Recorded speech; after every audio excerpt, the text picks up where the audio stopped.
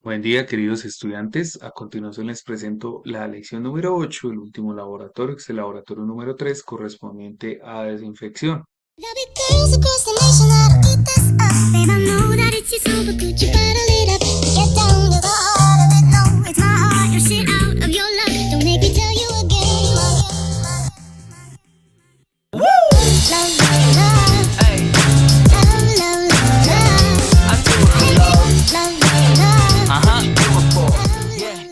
En este apartado, pues vamos a ver prácticamente un resumen, ¿sí? Algo más ya práctico del tema, pues, de la desinfección. Sabemos, pues, que la desinfección tiene como objeto esa destrucción de organismos patógenos o molestos. No obstante, no implica la destrucción de todos los organismos vivos ni la obtención de agua esterilizada. Debe recordarse que los microorganismos se comportan también como partículas coloidales, razón por la cual los procesos de coagulación, floculación, sedimentación pueden removerlos por encima del 98%. Obviamente esto depende del proceso, depende, por ejemplo, acá en coagulación, floculación, sedimentación, depende del coagulante que se utilice, pero pues sí hay unos, digamos, la mayoría de los microorganismos, pues como son tienden a comportarse como partículas coloidales, entonces por efecto de la gravedad, obviamente se van a sedimentar y se van a eliminar a remover, pues acá en este tema de la clarificación. Ya les había, como les había dicho, mencionado, pues el tema de la desinfección cumple ese rol de garantizar esta frase que dice agua potable, ¿sí? Entonces ya cuando hay desinfección ya puedo asegurar que es ese checklist para pasar que ya es agua potable. Bueno, vamos a recordar esta forma de desinfección. Ya sabemos que los agentes físicos, entonces tenemos la sedimentación natural, coagulación, floculación, sedimentación, la filtración, el calor, la luz y los rayos ultravioleta. Entonces todos estos agentes físicos funcionan como una forma de desinfección. Que ya estos, digamos, aguas arriba, los desarrollamos, o en ocasiones cuando yo tengo una muestra de agua, em, digamos, óptima, dentro de los rangos óptimos, solamente aplico desinfección, que sería el agente químico, ¿sí? Pero cuando yo tengo agentes físicos aguas arriba, pues ya se sabe que remueven más o menos entre el 85 y 98% pues esos patógenos en el agua. Los agentes químicos, entonces tenemos los halógenos, que les decía que el principal es como el cloro, el más que se utiliza, las diferentes presentaciones del cloro, que está el cloro gaseoso, el cloro líquido y el cloro sólido. ¿Listo?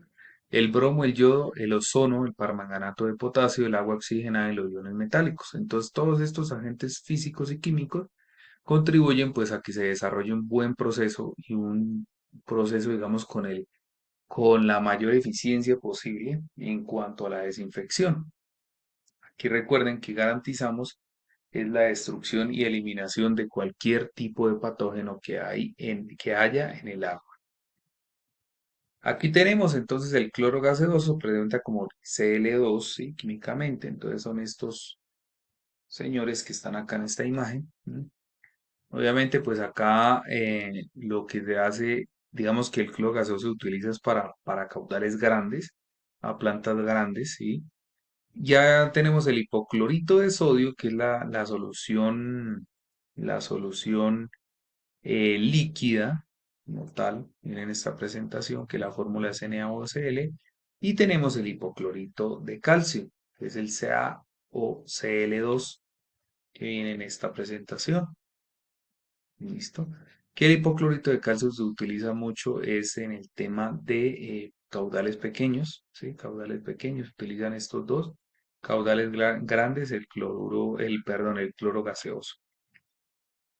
Entonces vamos a ver algunos ejemplos, el tema de cloración, dióxido de cloro ultravioleta, ya por lo que les digo, por medio de imágenes que se familiariza más la temática. Vamos a mirar algunos ejemplos con respecto a estos tres. También el tema de los métodos analíticos, en lo que es el pH, la turbiedad, conductividad, cloro residual, acidez, alcalinidad. Y entonces vamos a mirar ya de manera central esas interferencias del método, alcance del método y valores de referencia. Cuando yo digo valores de referencia, pues estoy refiriendo a esa normatividad que yo tengo que cumplir Me doy un valor de referencia, por ejemplo, me dicen acá el pH, listo, que el pH tiene que estar entre 6,5 a 9, por ejemplo, ¿cierto? Pues de ahí es digamos, un valor de referencia. La turbidez menor, menor a 2 NTU, ¿cierto?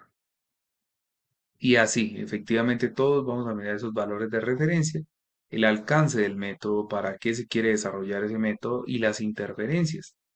Esas interferencias, esas combinaciones de pronto que hay entre uno u otro parámetro, los que están acá, de los que miramos acá, de esos métodos, pues para mirar cuáles son esas interferencias. ¿Listo?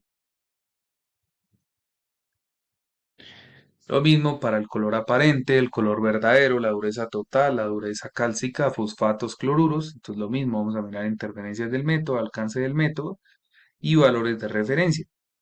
Todo esto se hace pues con el fin de, digamos, de nosotros poder, bueno, tenemos nuestra planta de tratamiento de agua potable, ¿cierto?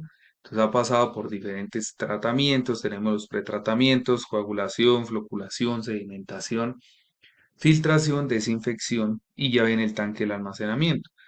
Es decir, que yo puedo tomar una prueba, perdón, una muestra de agua en cualquiera de las, bueno, digamos al inicio y al final sería como lo conveniente, ¿cierto? Para poder comparar.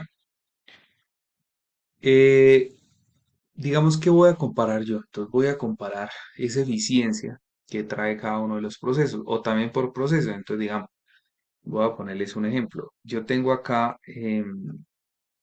digamos, tengo acá vámonos acá en esta parte del tablero.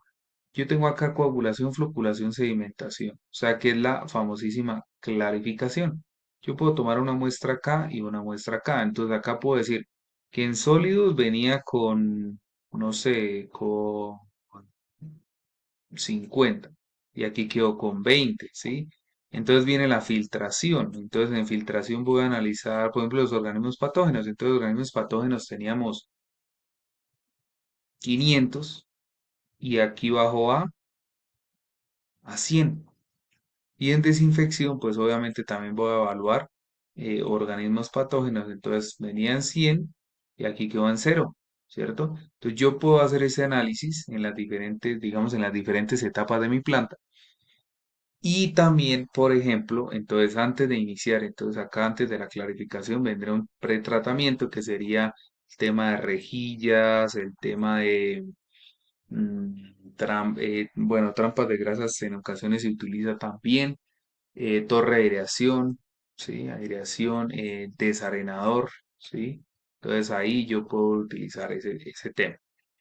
Entonces, venimos por aquí con hierro, nitritos, sulfatos y nitratos. También vamos a mirar estas interferencias del método, alcance del método y valores de referencia.